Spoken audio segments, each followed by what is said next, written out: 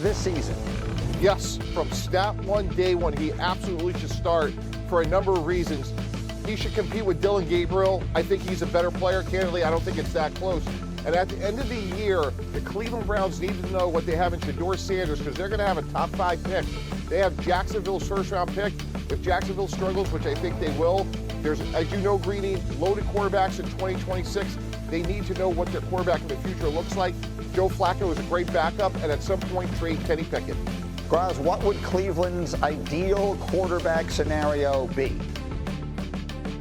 I think it'd be to be able to pick whoever they want in next year's draft. I mean, look, like Shedeur Sanders was picked 2 rounds after Dillon Gabriel. He's 4th on their depth chart right now. I'm not saying it's impossible for him to move up and get some starts, but I don't think the Browns are looking at it right now on May 31st the way that Mike T says. I think, first of all, they're going to try and win games. If Joe Flacco or Kenny Pickett gives them the best chance to win week 1, I think that's who will start. But they liked Dillon Gabriel 2 rounds more than they liked Shedeur Sanders. I would think he's got a chance to get the first look if they're trying to figure out rookies that they need to learn things about this season.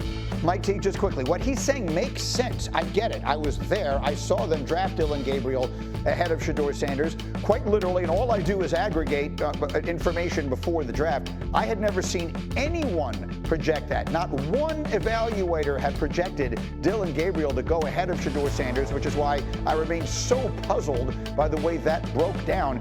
Give me your sense. If this season doesn't start out looking like they're going to be a contender, which it doesn't, then it doesn't figure that it makes sense that they play Joe Flacco a whole lot this year. He's 40 years old. So I like your scenario there, Mike T.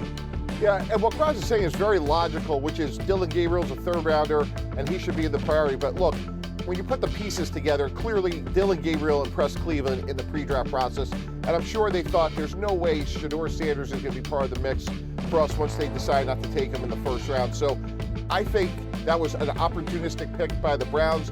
But look, if you go by what you see once they start playing, and as Hembo reminded me, Shedeur Sanders led the nation in completion percentage.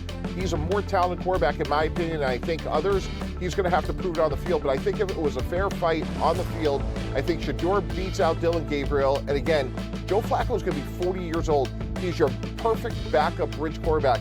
Go see what Shedeur has, then you can plan your future. All right, that's what I expect as well, but of course there are a million different ways that could go. Let me go to the AFC West. The Chiefs have won that division for 9 straight seasons. Graziano, are you convinced they make it 10?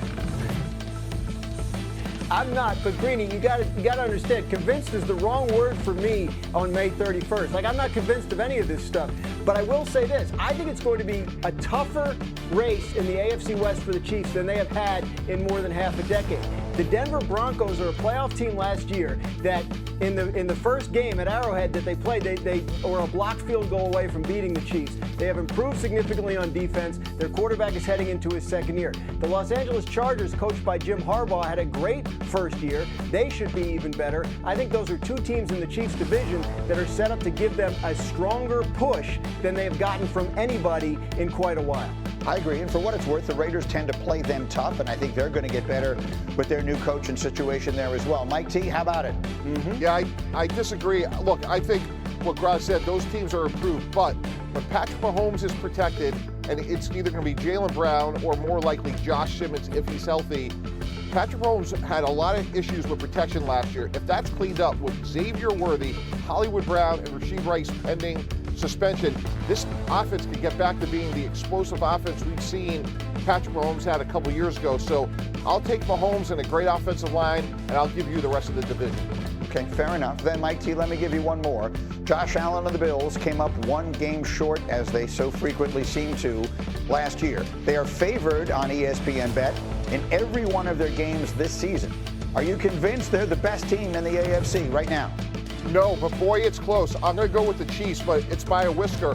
This team got a lot better, like you said, the offseason. Hopefully they get something out of Joey Bosa, TJ Sanders, a good 2nd-round pick. They brought back Tre'Davious White, drafted Max Hairston. So I think the Bills are better, Greeny. I just can't go against Patrick Mahomes with a good offensive line. I could see an AFC title game probably back in Kansas City with these 2 teams. Dan?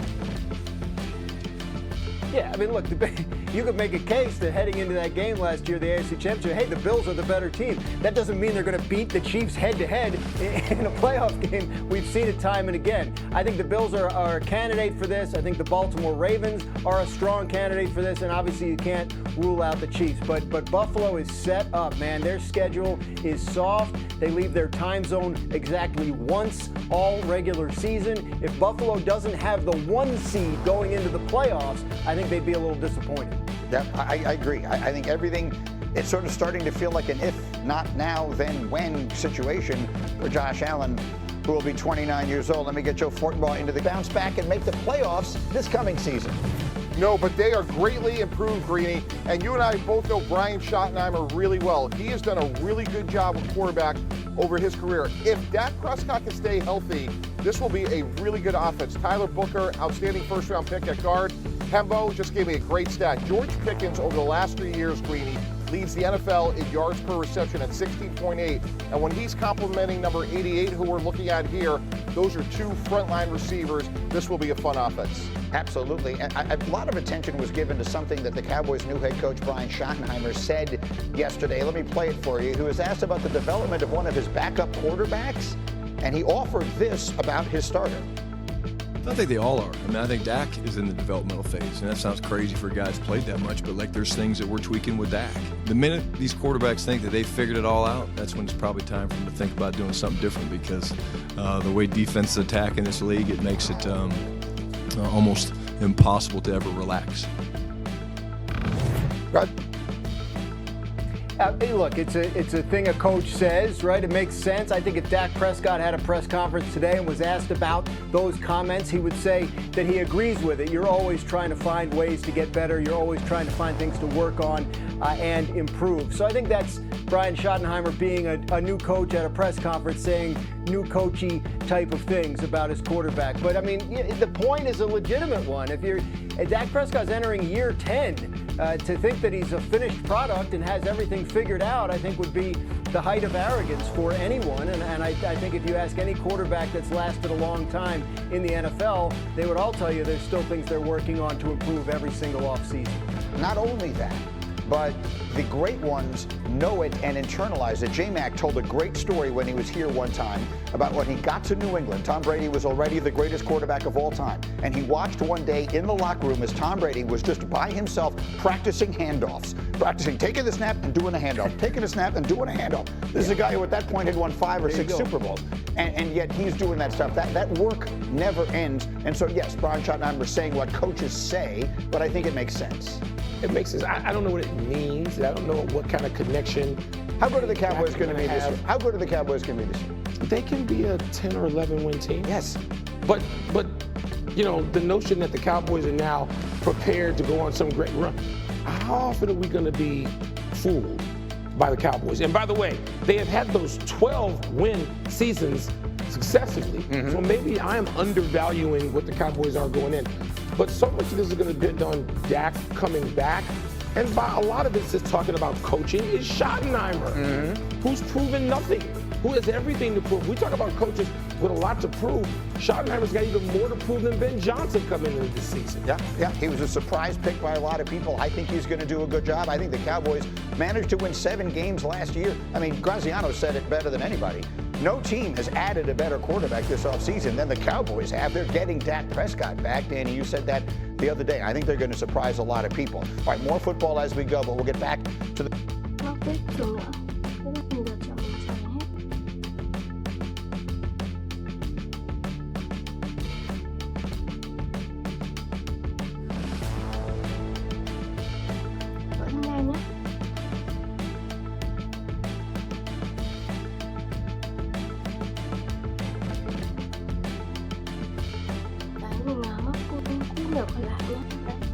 Mọi người thấy ngựa này nó nổi hơn và đẹp hơn nhất, tại vì nó đang có một màu thôi.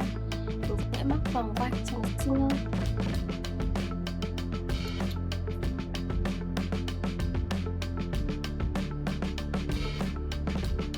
Rồi một mũi nữa.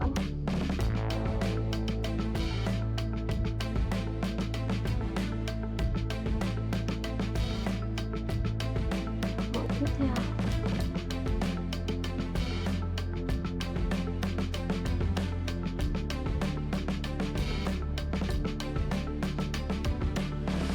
lượt cho đến hết cho cùng.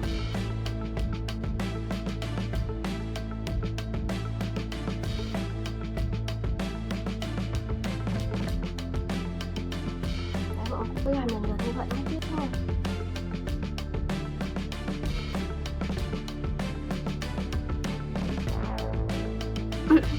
Rồi, một mũi nữa đây.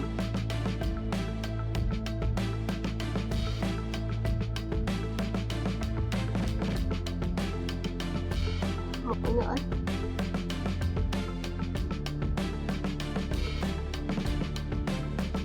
Đấy, mọi người cứ làm lần lượt như thế này là được nhé. Đây còn một khúc nhỏ này nữa là sẽ xong cái hàng này.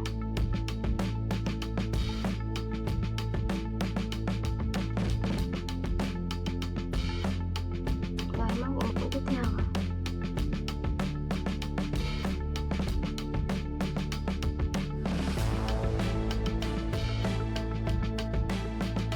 Cái lần lượt cho mình cho đến hết.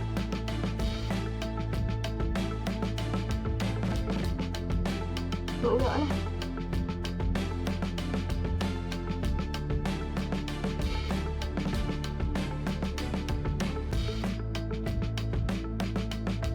Cái lần lượt cho đến hết. Tiếp tục móc xuống nha mọi người. Mũi tiếp theo nữa.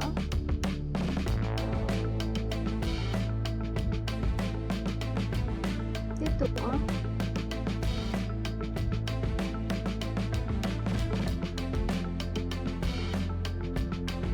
Mũi tiếp nữa này. Móc nối vào đây và xếp dây nhé. Đấy, chúng ta xếp dây lại. Được một cái hình tròn hai màu như thế này, rất là xinh. Rồi, bây giờ mình sẽ móc hàng tiếp theo. Mình có được một cái lanh để cho một lanh trắng mọi người.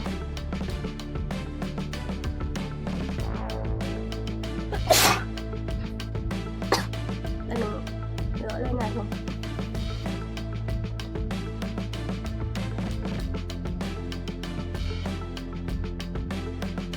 Rồi, móc vào đây. Rồi siết chặt cái len xanh lại.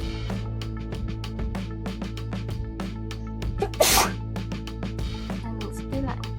Và bây giờ sẽ móc cái hàng màu trắng lên nhé. Mình móc vòng qua. Tiếp nha mọi người.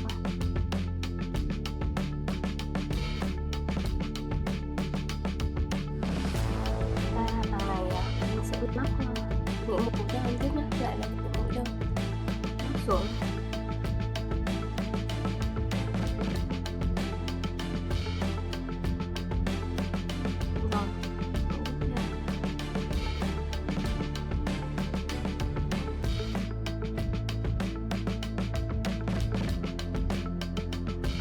Cái móc lần lượt xuống cho mình. Tỷ lệ vẫn là 4 mũi nhé. Đã là 4 mũi rẻ, 1 mũi đôi. Tiếp nha mọi người.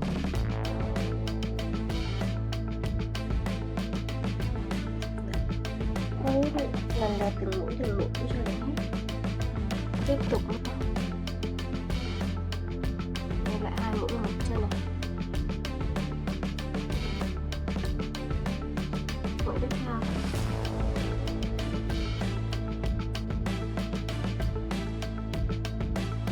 Có lần đấy là được nhé.